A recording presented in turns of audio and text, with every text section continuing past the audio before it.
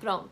Agora sim eu vou poder contar a história, o meu testemunho, quer dizer, meu testemunho que eu prometi que eu ia contar pra vocês. Em 2009, eu comecei a ficar muito triste. Comecei assim, eu tava no meio de pessoas que eu amava, eu tinha um relacionamento super sadio. Minha mãe, ela já deu depressão, mas ela estava completamente curada. A gente estava passando por uma situação tranquila em casa, então assim, eu não tinha mesmo o que falar assim, foi por isso, por conta disso, realmente, que eu fiquei depressiva. E eu acredito que assim, uma pessoa, quando fica com depressão, não é. Quando o corpo começa a reagir, quando ela começa a expressar a depressão mesmo, não vem daquele dia, sabe? Vem de muitos anos, vem de muitas mágoas, vem de muitas palavras lançadas na vida da gente. E aí em 2009 eu já tava começando a realmente eu não ver sentido mais da minha vida. Eu não acreditava em mim. Eu tinha certeza que eu não ia ser nada na minha vida. Eu sempre fui uma pessoa muito do jeito que eu sou hoje. Muito conversadeira, sempre gostei muito de brincar, falar bobeira. Mas mesmo assim, poucas amigas minhas realmente percebeu que eu estava precisando de ajuda, que eu tava entrando num quadro depressivo, né? A minha mãe também não reparou, porque em casa eu era muito calada, né? E eu lembro que aí eu tava, tipo assim, eu tava no meio da minha família, de todo mundo, eu não conseguia ver felicidade em nada, eu não conseguia ver brilho em nada, eu não conseguia mais ser grata em nada. E não era por vitimismo, não era. Eu realmente tinha perdido a esperança, eu acredito hoje.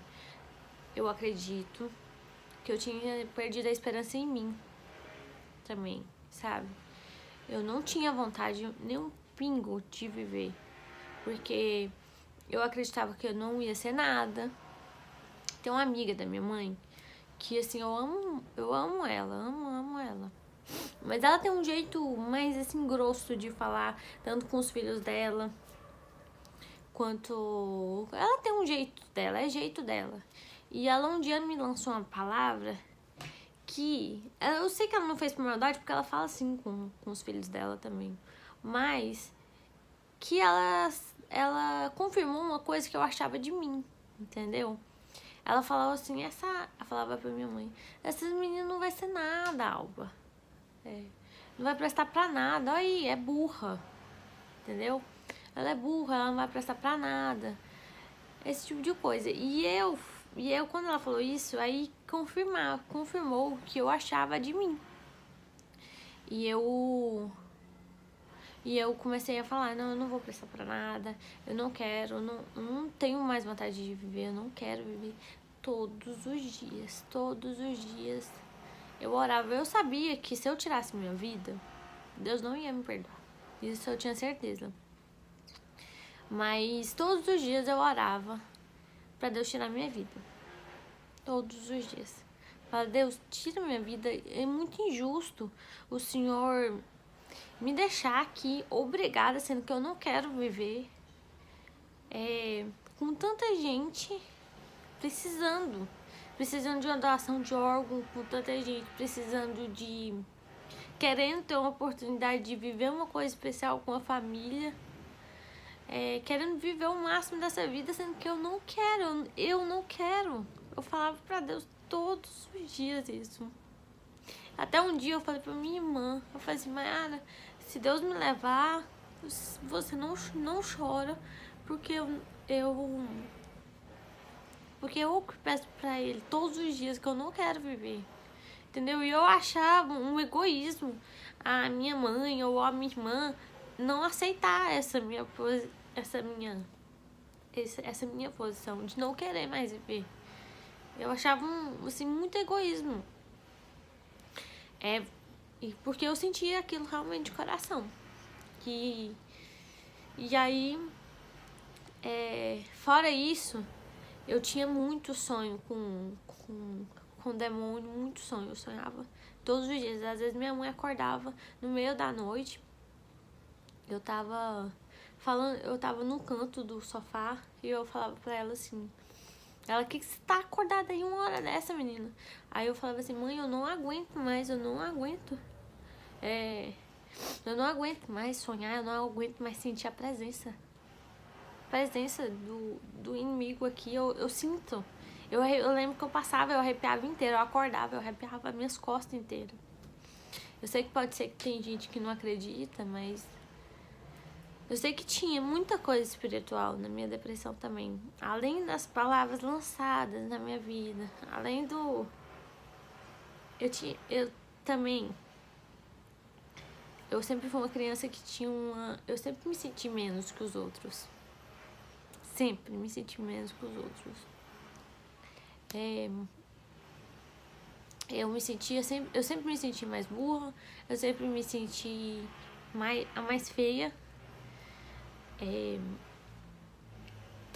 O simples fato de, por exemplo, entrar, todo lugar que eu entrava, eu pedi pra Deus assim, a minha necessidade de Deus sempre foi desde pequena. Eu falava pra Deus assim, Deus, não me deixa eu me sentir menos que ninguém. Eu falava todas as vezes pra Deus, não me deixa eu entrar nesse lugar e me sentir menos que ninguém. Por isso, gente, que muita gente, eu sei que muita gente às vezes vai ver e fala, gente, mas eu nunca vi isso na Andréia, mas por isso eu não gosto de bullying, por isso eu não gosto de brincadeira, porque às vezes você faz uma brincadeira com a pessoa e você não sabe o que ela tá sentindo. Você não sabe o que ela tá passando, você não sabe o jeito que ela se julga. E aquilo alimenta, né? Alimenta ela. Confirma, como eu falei. Confirma o que ela acha, às vezes, dela mesmo. E eu lembro que eu me senti menos demais. Então, esse problema veio desde a minha infância. Eu tinha insegurança de falar. Eu fazia o trabalho inteiro, mas eu não apresentava. Eu não abria minha boca. Porque eu tinha muita insegurança. Tinha muita insegurança de tudo mesmo. Sempre acostumada com a minha irmã também tomar a frente das minhas coisas. Resolver meus problemas. Porque mesmo eu insegura dessa forma que eu era, vocês acreditam que eu juro pra vocês, eu não era uma criança assim pra falar assim, uma criança não, uma adolescente pra falar, ai meu Deus, a Andréia era implicante, alguma coisa assim.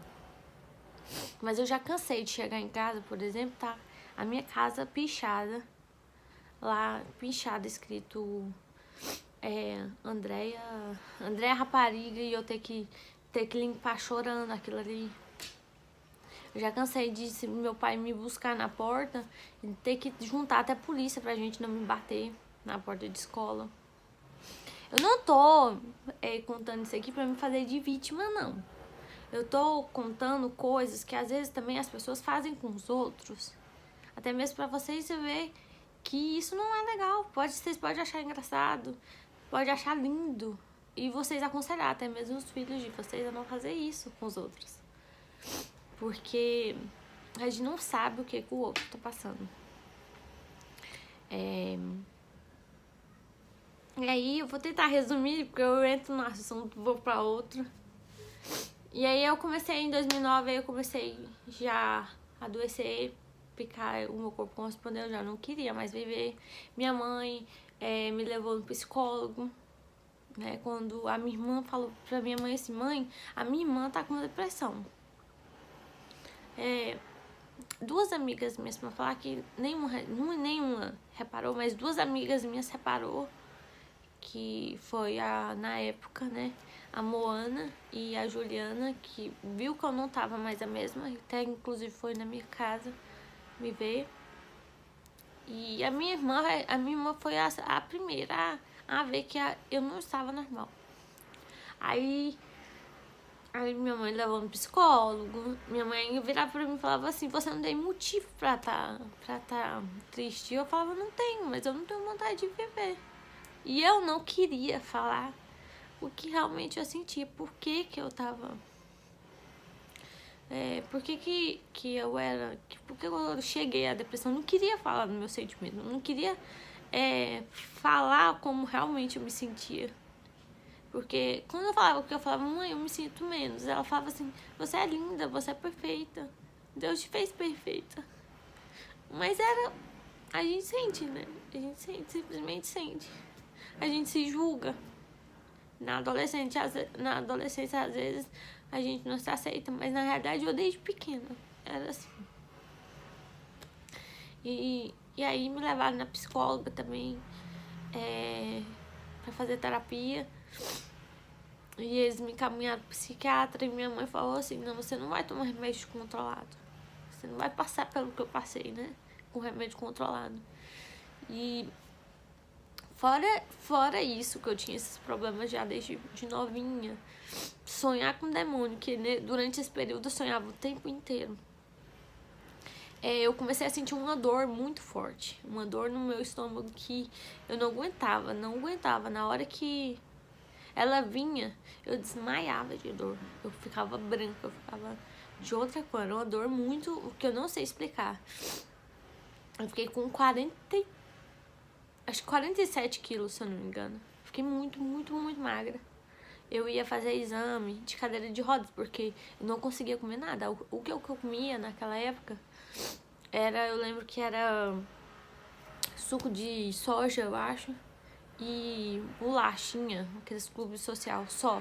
Era a única coisa que batia no meu estômago e eu não vinha a dor pra desmaiar, entendeu? E aí, essa coisa também de...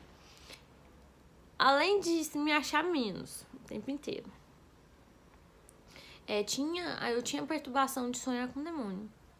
E essa coisa de tá doente o tempo inteiro, magra demais, feia demais eu me achava, porque tava o tempo inteiro doente, eu vivia no hospital por conta dessa dor. E não descobria o que era, não descobria. Eu ia em tudo quanto é hospital, fiz os exames e não dava nada. Daí teve um dia que me deu uma dor tão grande que eu desmaiei no banheiro.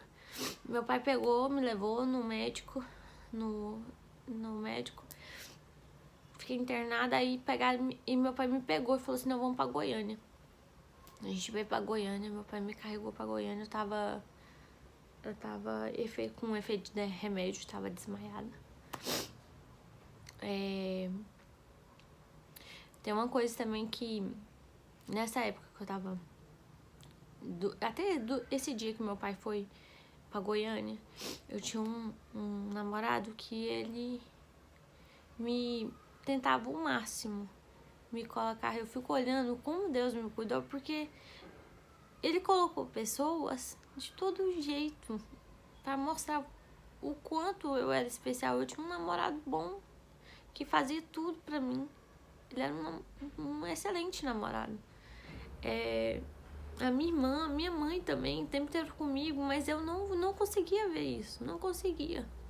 Porque a minha alma, eu já tava cheia, entendeu? Eu já tava cheia já de coisa ruim dentro de mim, né?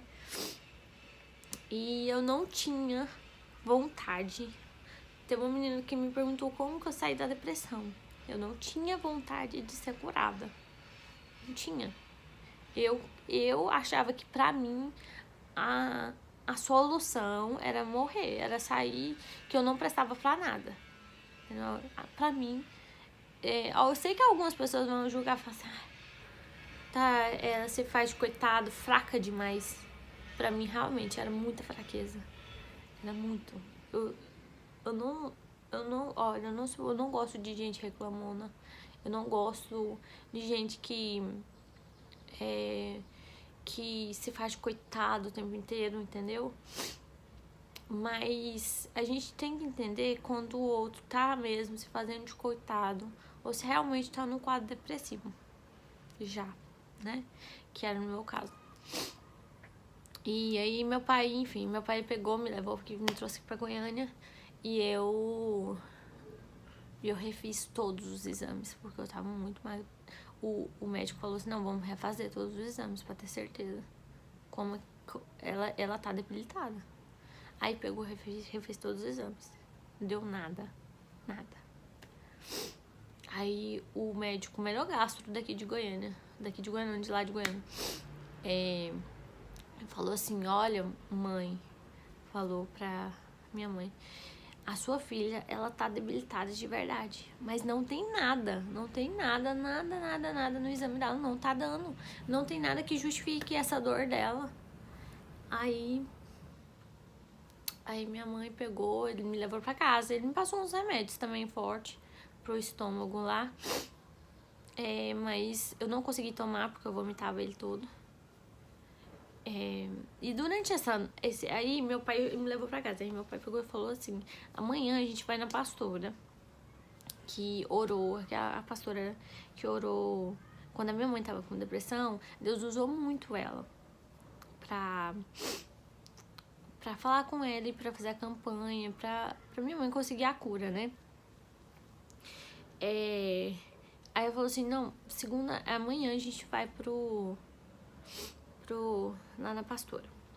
Aí chegou lá não, mentira, tô doida.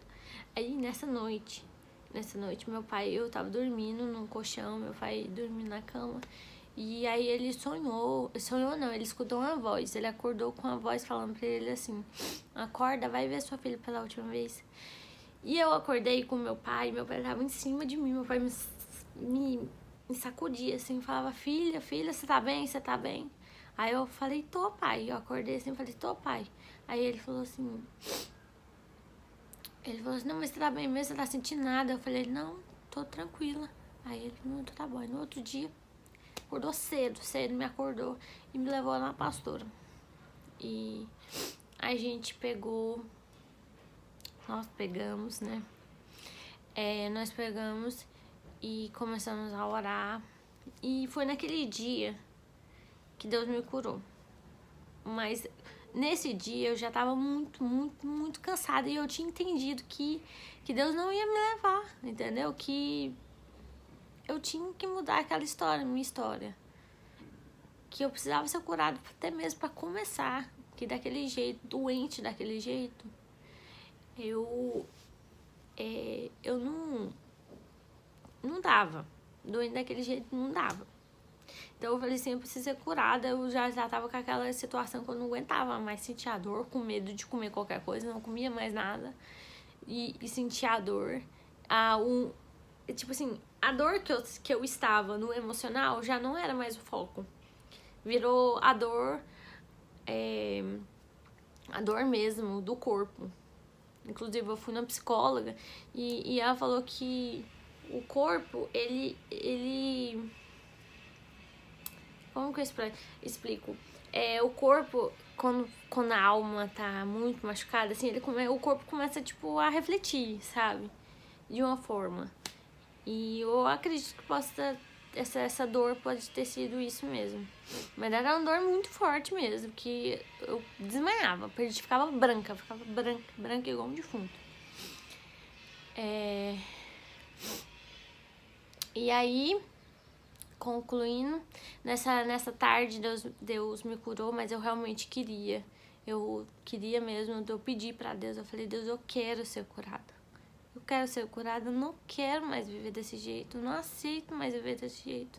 Se for pra eu viver, me cura, eu não quero sentir mais dor.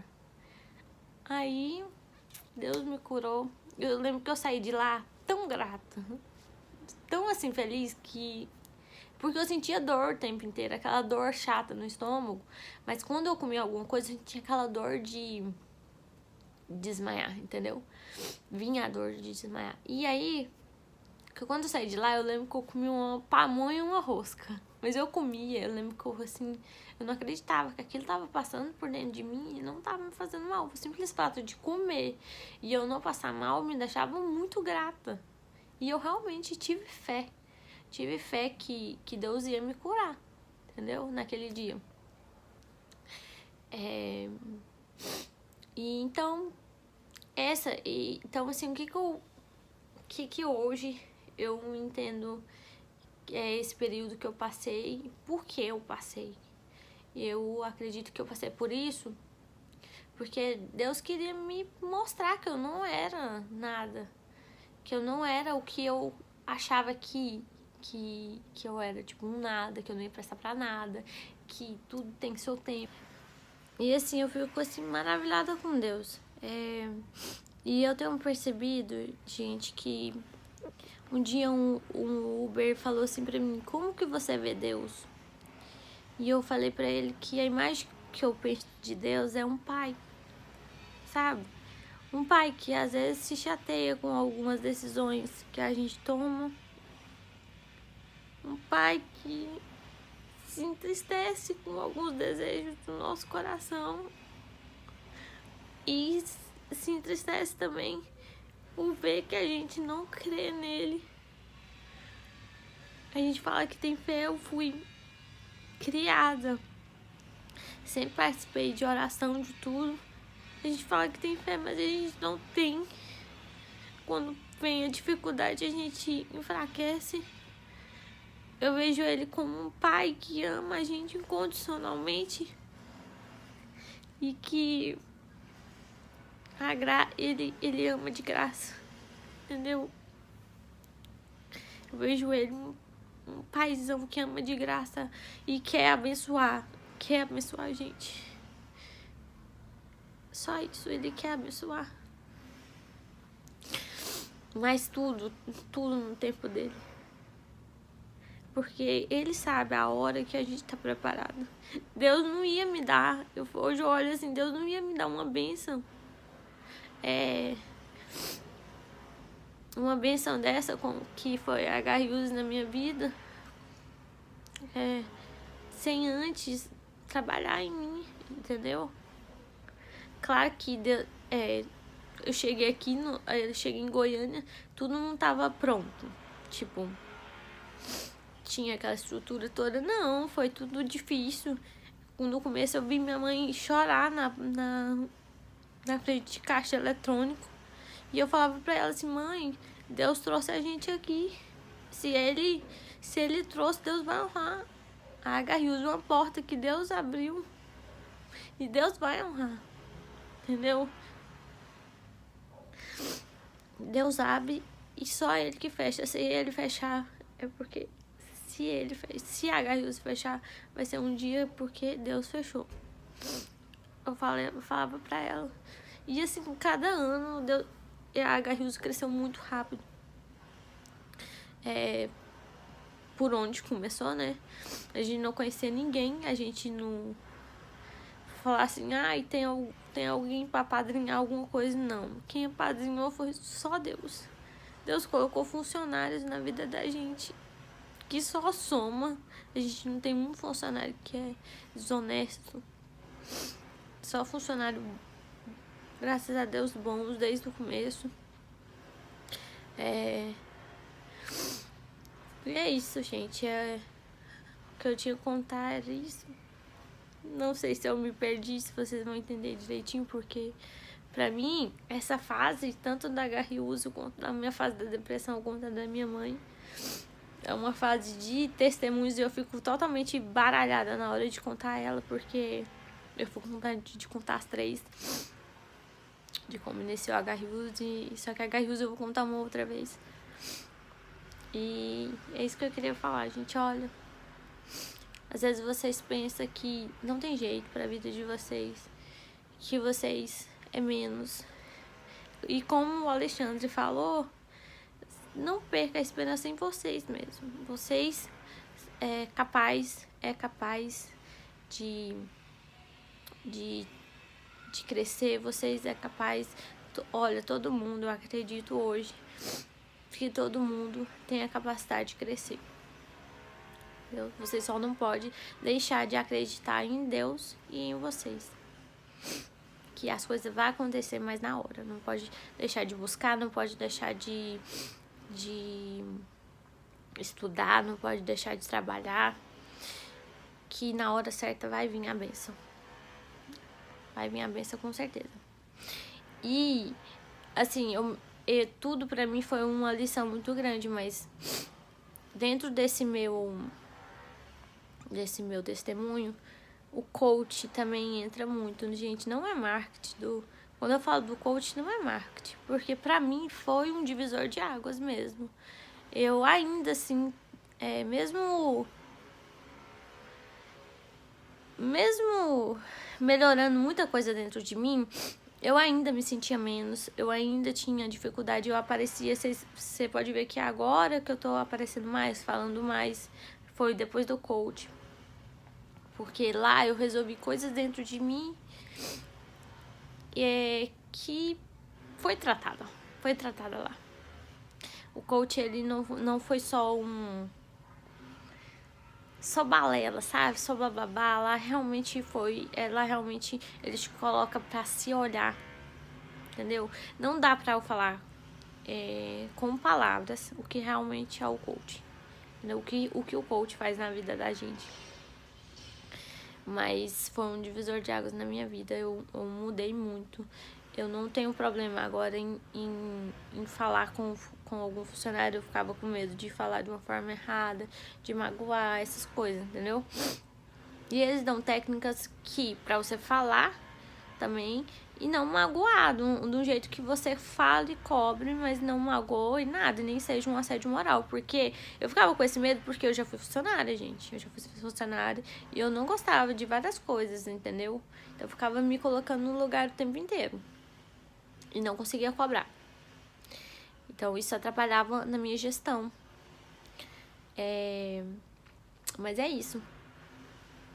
Quem tiver oportunidade de fazer o coach, faça. E eu espero que esse meu testemunho acrescente na vida de quem tá assistindo, de verdade.